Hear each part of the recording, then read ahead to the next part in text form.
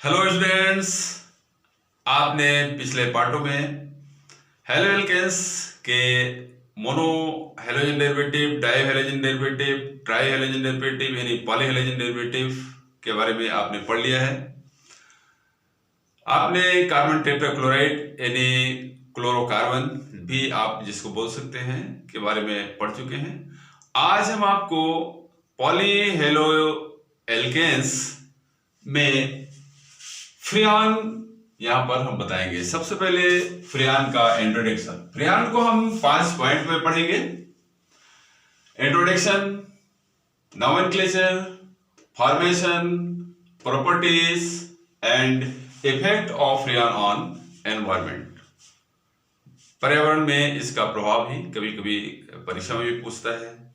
तो सबसे पहले हम लेते हैं फ्रियान का इंट्रोडक्शन। देखिए, फ्रियान वास्तव में एरियोसोल्स होते हैं। एरियोसोल्स क्या है? मतलब एयर पॉल्यूशन को उत्पन्न करने वाले पदार्थ, पर्यावरण को प्रदूषित करने वाले पदार्थ एरियोसोल्स कहलाते हैं। ये अत्यधिक घातक रसायन होते हैं। इनमें सबसे घातक फ्रियान है, जिसे CFC के नाम से जानते हैं। CFC मतलब C मतलब क्लोरो, F मतलब फ्लोरो, C मतलब कार्बन से, मतलब क्लोरो फ्लोरो कार्बन को ही CFC के नाम से जाना जाता है। CFC क्लोरो फ्लोरो कार्बन। इसमें जो क्लोरोफ्लोरोकार्बन होते हैं, वास्तव में अब तक जो ज्ञात हुए हैं, इनकी 2 सीरीज हैं। एक है C1 सीरीज और दूसरी है C2 सीरीज। C1 सीरीज को मेथेन का डेरिवेटिव माना जाता है, मतलब CH4 का डेरिवेटिव है। और C2 सीरीज ये C2H6 मीन्स C2H6 के व्युत्पन्न है। ये 2 केवल श्रेणियां हैं मानी गई हैं, और इनसे अनेकों प्रकार के CFC उत्पन्न होते हैं। जैसे यदि यहां पर एक एक करके फ्लोरीन और क्लोरीन, ध्यान में रखना है, यहां पर केवल हेलोजन में से फ्लोरीन और क्लोरीन को ही ध्यान में रखना है, क्योंकि ये क्लोरोफ्लोरो केवल द्वय हेलोजन क्लोरोफ्लोरो आपको ध्यान रखना है। इनमें क्लोरीन के साथ फ्लोरीन भी रहेगा, और ये हाइड्रोजन क्लोरीन और फ्लोरीन के द्वारा रिप्लेस होंगे। और इसके बहुत सारे रूप, फॉर्म यानी रूप, इस सीरीज के बहुत सारे रूप तैयार हो सकते हैं। जैसे मान लीजिए कि ये एक हाइड्रोजन F द्वारा और शेष ये 3 हाइड्रोजन Cl के द्वारा रिप्लेस हो जाए, तो ये बन जाएगा CFCl3। या इसमें 2 हाइड्रोजन F द्वारा रिप्लेस हो जाए और 2 क्लोरीन द्वारा, तो इसके दूसरा रूप तैयार हो जाएगा CF2Cl2।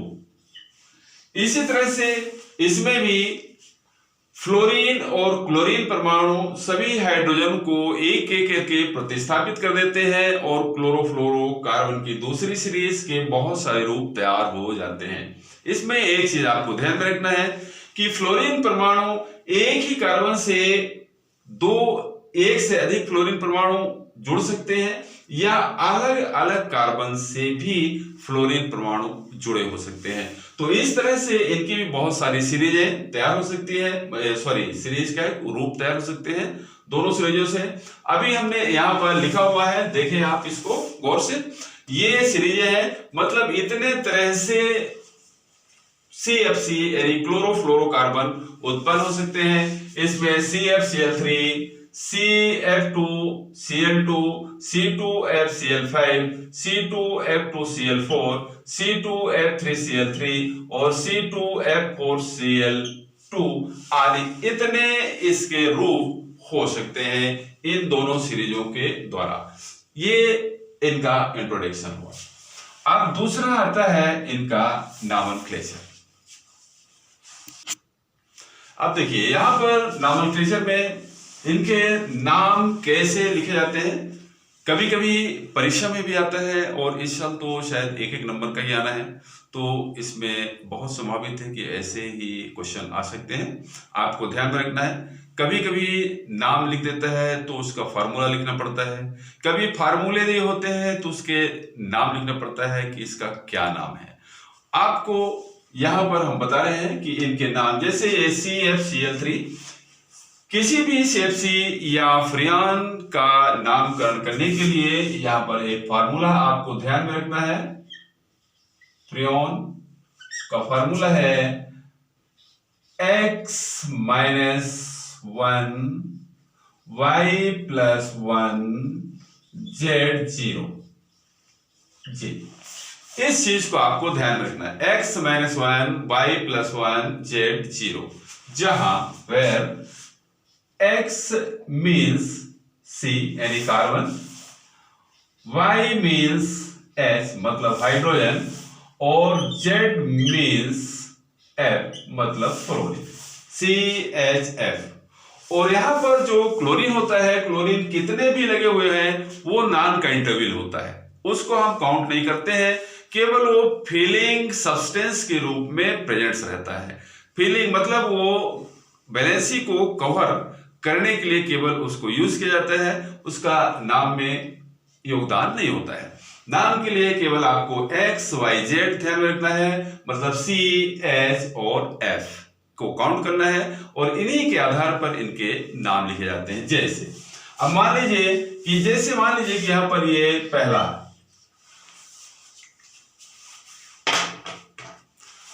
CFCl3, यहां पर CFCl3, अब इसका क्या नाम होगा? तो आप यहां ध्यान रखें, C यहां पर 1 है, C 1 है, F भी 1 है, Cl को हम काउंट नहीं करते हैं। तो यहां पर सबसे पहले क्या देखना है, x यानी C जितना होगा उसमें से -1 एक घटाना होगा। तो यहां पर C कितना है, 1 है, तो 1 - 1 = 0। अब यहां पर y कितना है, h यहां पर कितना दिख रहा है, कोई h ही नहीं है, मतलब ये h यानी 0 है, तो इसमें कितना करना है, +1 कर देना है, तो +1 मतलब 1 आ गया। z 0 मतलब z जहां पर यदि 1 है तो 1 में 0 जोड़ोगे तो उतना ही आएगा, तो यहां पर f का मान यानी z = 1 है। अब इसका यहां पर 0 पूरा नाम हो गया 0 1 1, या आपको इसको 0 पे लिखने की जरूरत ही नहीं है, तो ये कहलाएगा फ्रियान 11, इसका नाम पड़ गया फ्रियान 11, बड़ी सरलता से।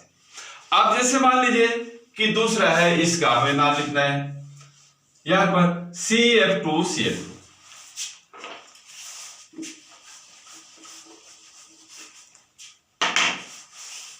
यहां पर CF2Cl2, ये कौन सा फ्रियान होगा, इस फ्रियान का क्या नाम होगा? तो अब आपको काउंट करना है सीधे x माने C 1 है, 1 में 1 घटा दोगे तो यहां पर इसके 0 आ जाएगा।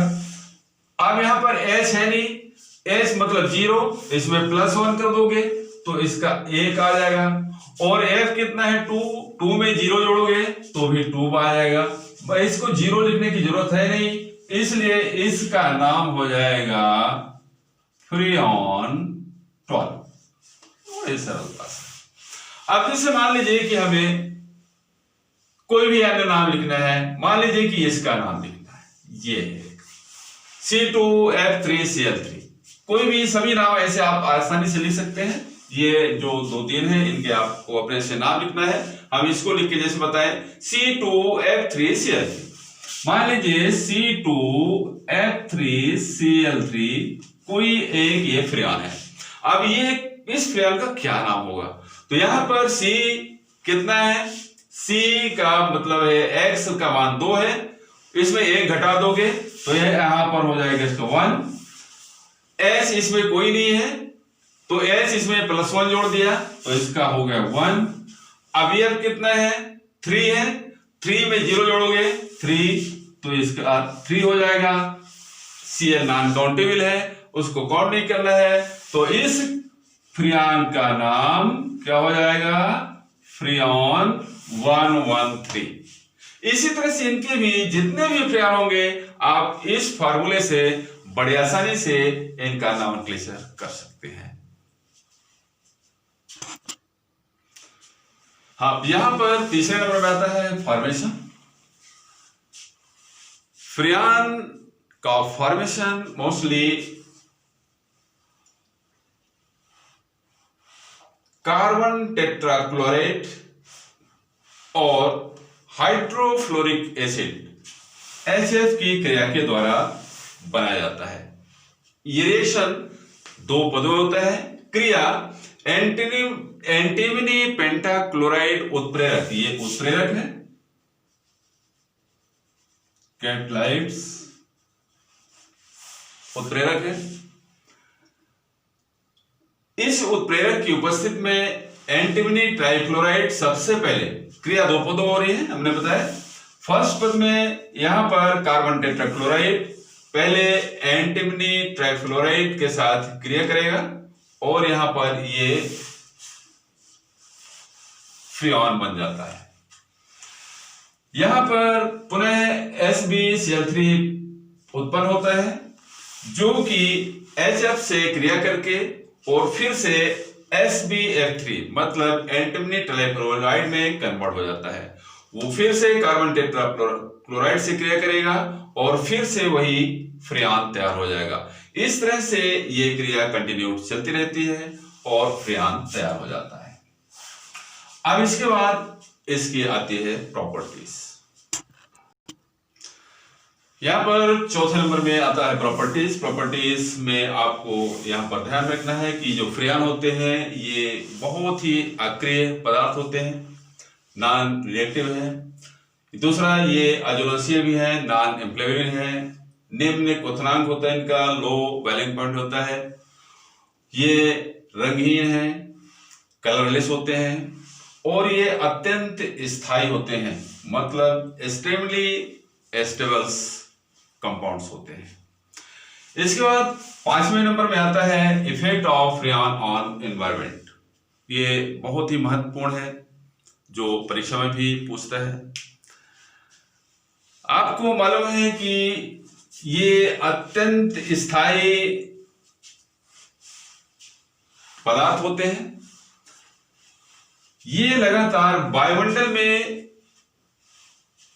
लगभग बिना अपघटित हुए क्षोभ मंडल में यानी ट्रोपोस्फीयर में ये लगभग 100 वर्ष तक पड़ा रहता है, मौजूद रहता है और अपघटित नहीं होते हैं। इसलिए ये बहुत ही घातक पदार्थ होते हैं। यद्यपि ये जब ट्रोपोस्फीयर में यानी क्षोभ मंडल में बने रहते हैं तब तो इनमें कोई दिक्कत नहीं होती है, इफेक्ट नहीं होता है। क्योंकि आपको मालूम है कि हमारे एटमॉस्फेयर में, हमारे वायुमंडल में लगभग 16 किलोमीटर से 22 किलोमीटर के रेंज में 6 से 7 किलोमीटर मोटी ओजोन की परत चारों तरफ से कवर्ड है। ये ओजोन परत हमारे सूर्य से आने वाली अल्ट्रावायलेट रेस यानी पराबैंगनी विकिरणों को पृथ्वी तक पहुंचने से रोकती है, एक सुरक्षा कवच का काम करती है। यदि ओजोन की परत हमारे पृथ्वी में आ जाए तो क्या होगा? आपको शायद मालूम होगा कि जो अल्ट्रावायलेट रेस है, पराबैंगनी विकिरण, यदि हमारी पृथ्वी तक पहुंच जाए और जीव जंतु या वनस्पति यानी प्राणी मात्र के शरीर में इसका डायरेक्टली इफेक्ट हो जाए, थ्रो हो जाए, पहुंच जाए, तो सेल्स सूख सकती हैं। सामान्य रूप से कम मात्रा में पड़ने पर कैंसर रोग उत्पन्न हो जाते हैं और यहाँ तक कि यदि बहुत अधिक मात्रा में ये किसी भी प्राणी के शरीर में पड़ जाती हैं तो टोटल ऑफ सेल्स नष्ट हो सकती हैं और प्राणी की मृत्यु हो सकती है। अतः ये बहुत ही घातक रसायन होते हैं। अब इनकी ओरिजिन आपको मालूम है कि चूंकि जो फ्रियान है वास्तव में रेफ्रिजरेटरों में, शीत गृहों में मोस्टली इनका यूज होता है। कुछ और भी अन्य जो पदार्थ होते हैं उनमें भी इनका यूज होता है। और जब ये वातावरण में छोड़े जाते हैं तो धीरे धीरे करके ये वायुमंडल में पहुंच जाते हैं और क्षोभ मंडल में बने रहते हैं। क्षोभ मंडल से गर्म वायुधाराओं से समताप मंडल यानी स्ट्रेटोस्फीयर में पहुंच जाते हैं, वहां पर ओजोन परत को नष्ट करते हैं और इस तरह से हमारे वातावरण को काफी हानि पहुंचाते हैं। तो ये फ्रियान है। फ्रियान के बारे में हमने आपको काफी कुछ बता दिया है। आज ये वीडियो यहीं पर समाप्त होती है। नेक्स्ट वीडियो हम आगे देंगे। आज के लिए थैंक यू।